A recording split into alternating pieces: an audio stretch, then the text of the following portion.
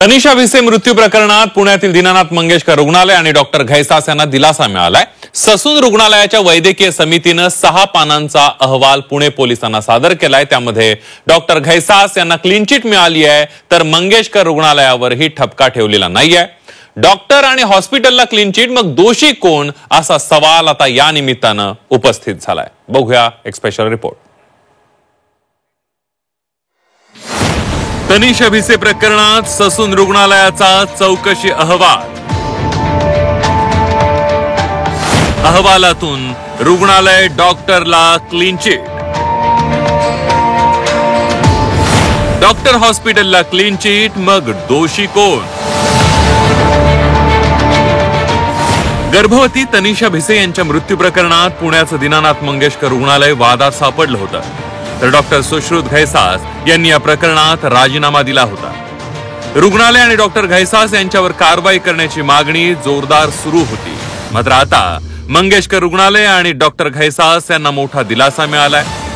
Sassoon रुग्णालयाच्या वैद्यकीय समितीनं 6 पानांचा अहवाल पुणे पोलिसांना सादर केलाय। यामध्ये डॉक्टर सुश्रुत घैसास यांना क्लीन चिट मिळाली आहे, तर मंगेशकर रुग्णालयावरही ठपका ठेवण्यात आलेला नाहीये। त्यामुळे ससून रुग्णालयाच्या अहवालावर आश्चर्य व्यक्त केलं जात आहे। तनिषा भिसे मृत्यू प्रकरणात ससून रुग्णालयाच्या समितीने दिलेला अहवाल अर्धवट असल्याचं वक्तव्य भाजप आमदार अमित गोरखे यांनी केलंय। पूर्ण अहवाल येईल तेव्हा नक्कीच दोषींवर गुन्हे दाखल होतील असा विश्वास गोरखे यांनी व्यक्त केलाय। जे आम्हाला अपेक्षित आहे ते 100% त्या अहवालामध्ये येईल, कारण 5.5 तास ती गर्भवती माता त्या ठिकाणी एका ठिकाणी का बसली, डॉक्टरांनी 10 लाख रुपयाची डिमांड का केली, लिखित स्वरूपात केली, या सगळ्या गोष्टी अहवालात 100% येतील। अहवालाची सुस्पष्टता आज रात्रीमध्ये मला वाटतं क्लिअर होईल। खरं तर घैसासांवर गुन्हा दाखल होऊ शकतो आणि ते त्या भागातनं पलायन करू नये म्हणून त्यांच्या घराच्या खाली त्या ठिकाणी पोलीस प्रोटेक्शन दिलं गेले अशी माहिती मला पुणे पोलिसांकडून कळाली। दीनानाथ रुग्णालयाला वाचवण्यासाठी प्रयत्न सुरू आहेत। या प्रकरणी मुंबई उच्च न्यायालयात याचिका दाखल करणार असल्याचं राष्ट्रवादी शरद पवार पक्षाचे नेते प्रशांत जगताप यांनी म्हटलंय। आम्ही 24 एप्रिलला येणाऱ्या गुरुवारी मुंबई उच्च न्यायालयामध्ये याच्याविरोधात गुन्हा दाखल करणार आहोत, याचिका दाखल करणार आहोत, ज्याच्यामध्ये आता ससूनला सुद्धा पार्टी करणार येणार आहे।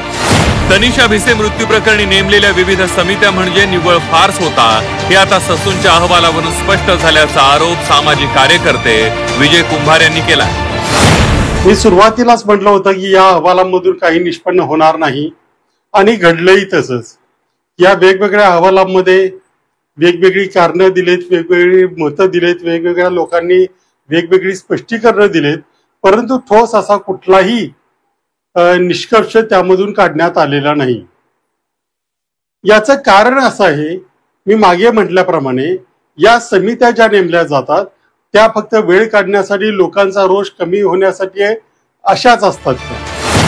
तर ससूनच्या अहवालासह आतापर्यंत आलेल्या 3ही अहवालांनुसार दोषींवर कठोर कारवाई करण्याचं आश्वासन आरोग्य मंत्री प्रकाश आंबेडकर यांनी दिलंय।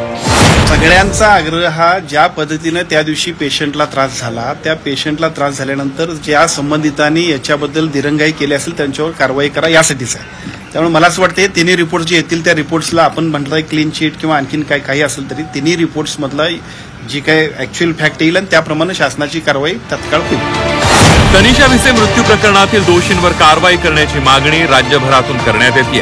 पुण्यात याबाबत अनेक आंदोलनही झाली, मात्र ससूनच्या अहवालात मंगेशकर रुग्णालय आणि डॉक्टर घैसास यांना क्लीन चिट दिल्यानं आश्चर्य व्यक्त केलं जात आहे। मग तनिषा भिसे मृत्यू प्रकरणात दोषी कोण असा सवाल विचारला जातोय।